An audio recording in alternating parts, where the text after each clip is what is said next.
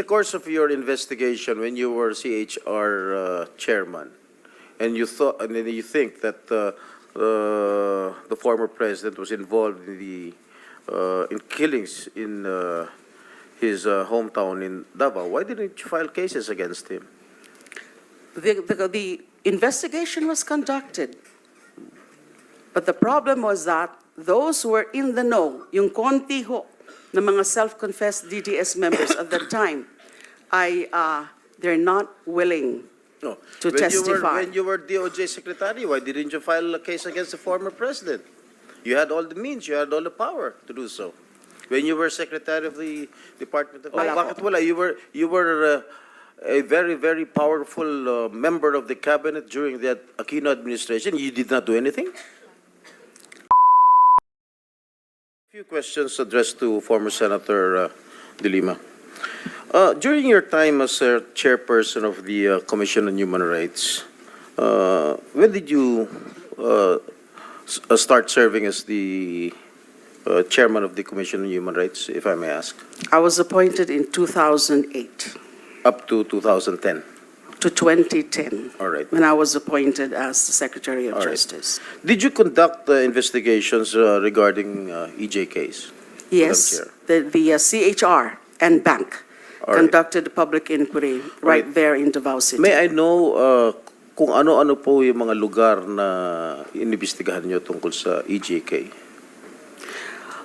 Yung tungkol pa sa lugar, it was actually the entirety of Davao City because of the phenomenon of DDS.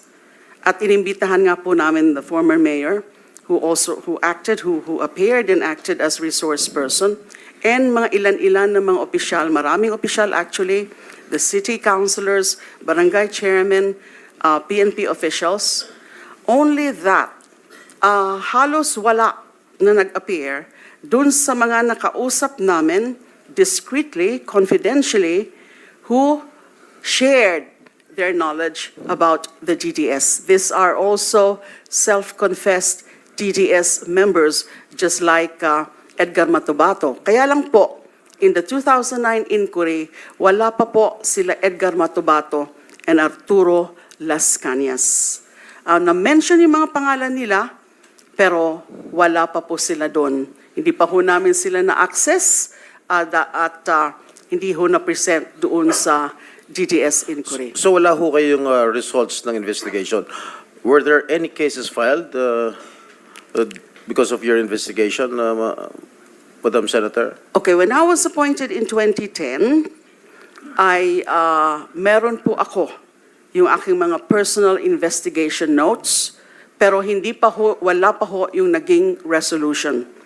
Now we turned over the records to the Commission on Human Rights, and then later they came out with the resolution. Now, that was, I think, in 2012, June 20, 2012. Yung resolution nila, one of the recommendations is for the filing of an administrative and criminal cases against then former Mayor Rodrigo Duterte and some other officials. What I know is that this was referred to the office of the Ombudsman, but I think later on, Mr. Duterte was cleared of, there was no finding or no cases filed. So the former president was cleared?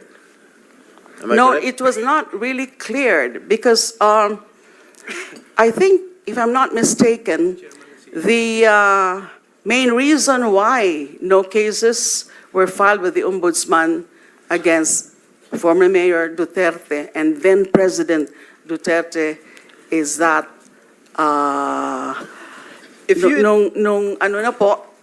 linabas na po yung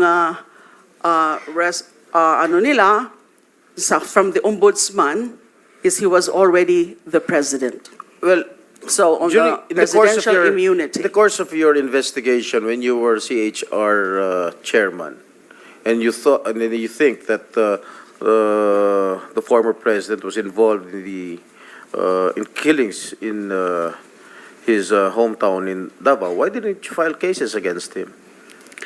The investigation was conducted, but the problem was that those who were in the know, yung konti ho ng mga self-confessed DDS members at that time they're not willing No. to testify. When you were DOJ secretary, why didn't you file a case against the former president? You had all the means, you had all the power to do so. When you were secretary of the Department of I Justice. actually referred the matter of when Edgar Matobato came to us for witness protection. I rinifer ko po uli yung the DDS matter So what to happened? wala po. Oh, Wala bakit po. wala? You were a very, very powerful member of the cabinet during the Aquino administration. You did not do anything? It's not To that I pursue did the not case? do anything. To pursue It's the just case? that I asked the NBI to pursue further the investigation. Pero wala na po na i-submit sa akin na report. They were telling me that they had also so much difficulty accessing possible witnesses at the time. All right. One more thing, Madam former Senator. Why is it only in Davao that you had this investigation? Bakit Davao lang? Why were you so focused and why are you so concentrated in investigating Davao? We were focused on investigating the so-called DDS phenomenon because we have read some reports about it, foremost of which was the report of the UN Special Rapporteur Phillips Alston. And he did come out with that report citing certain findings of the UN Special Rapporteur Philip Alston. And meron din pong report, yung Human Rights Watch, they called it, "You Can Die Anytime," also referring to the DDS phenomenon. So we felt that at that time, because of these reports, and our CHR regional office did confirm that there were killings, but they could not tell us, or they refused to tell us that it was actually the doings of the DDS on orders of then Mayor Rodrigo Duterte. But the insiders, the ones I mentioned kanina, I think there were 3 of them, which we interviewed secretly or discreetly, they did say that there was such a thing as a group as a Davao Death Squad, and then formed by the former mayor, and then getting orders also from the former mayor, something that were validated later on by Edgar Matobato and Arturo Las Cañas. Okay, Mr. Chair, I would like to invite the attention of the former senator when she was still a sitting member of the Senate. With regard to the committee report of the Committee on Justice then, for the years, if I may read, for the years 2001 to 2009, under the Arroyo administration, 91,762 killings were reported, or an average of 10.196 killings per year, 850 killings per month, or 28 killings per day. On the other hand, for the years 2010 to 2016, under the Aquino administration, there were 85,878 recorded killings, with an average of 14,313 killings per year, 1,193 killings per month, or 40 killings per day. You were the Justice Secretary during the Aquino administration. Why did you not investigate these killings?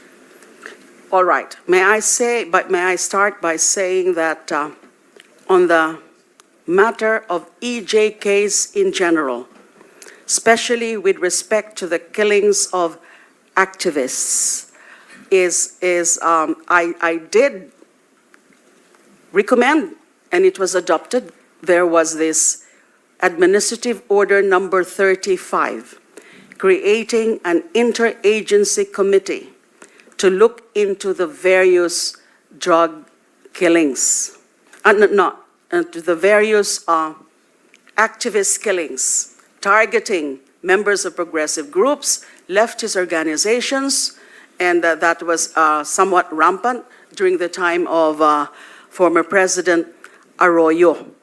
Now, bakit wala pa po yung drug killings. Kasi nga po, pinapapursu ko pa sa NBI. It was not the real focus then of Administrative Number 35, which is the Special Interagency Committee to address extrajudicial killings. Now, talking about the Gordon report, you mentioned the Justice Committee report, which was subsequently headed by former Senator Dick Gordon. Sinabi nga niya po yon na bakit yung EJ case lang, bakit yung ibang mga EJ case ay hindi natin kailangan imbestigahan o hindi natin inimbestigahan dun sa Senate Committee. Mukhang may problema po sa ganun. Kasi ang nakita ng committee, ng majority committee in coming up with that committee report is that, well, hindi actually nila nakita na may special complexion at the time, at the start of the drug war killings beginning 2016 under the Duterte administration. I'm not talking about the drug war killings kasi wala namang ganong war on drugs specifically in Davao City, although among those or many of those victimized were also alleged drug offenders aside from petty criminals and other kinds of criminals. So, nakita dapat yun, and that was the very point of my resolution that I filed calling for an inquiry, na medyo ibang fenomeno nito ngayon sa war on drugs, na ito sa ngalan ng war on drugs ay may mga pinapatay in numbers, substantial numbers, in the name of war on drugs. Kaya dapat, hindi yun naging issue talaga. Bakit hindi na lang natin imbestigahan yung buong mga pangyayari ng mga EJ case in various administrations? What they failed to appreciate, I'm talking about the committee report, is that the focus of my investigation ay yung mga dumadami na halos araw-araw na pinapatay since day one of the former president's assumption into office. And even before his official assumption into office, meron na talaga na mga pinapatay araw-araw, halos araw-araw, nakita natin yon. Thank you, ma'am. So that's supposed to be Mr. Chair. the focus. Ma'am, teka muna, Senate President Pro Tem. No? Reminder to everyone, especially the members of the committee. Ang subcommittee natin, ang instruction natin, Philippine War on Illegal Drugs. Okay. I know malaking overlap niya sa EJK because marami siguro ngang napatay in the name of Philippine War on Illegal Drugs. But this is not strictly an EJK hearing or investigation. Okay? Basta klaruhin ko lang po sa inyo lahat, lalo na sa members ng subcommittee. May mother committee tayo, yun ang instructions sa atin. Investigate the Philippine war on illegal drugs. Okay, so if I may continue. Mr. Chairman, Yes. can you extend that statement of yours to all members of the Senate? Because I'm not a member of the committee yet. You will be. So I was just, You will be. I was just making to ensure that all members yes. are oriented properly, Mr. Chair. Thank you, Mr. Chair, I would just like to wrap up my questioning to Yes. Senator De Lima. But I would like to put it on record that the resource person, the former senator, did not answer directly my question, Mr. Chair. And I might be mistaken of defending the former president.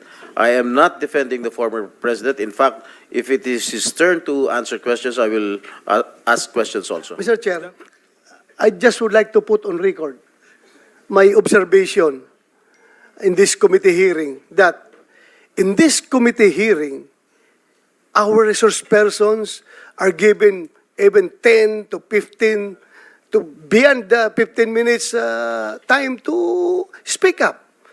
Unlike what happened in the Quadcom in the lower house, wherein kawawa ang mga pulis na ginawang resource person doon.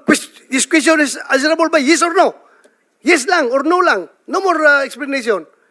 Pero dito, Mr. Chair, we are treating our resource person with dignity and respect. So I just would like to put it on record, Mr. Chair. And as a follow-up to the question of our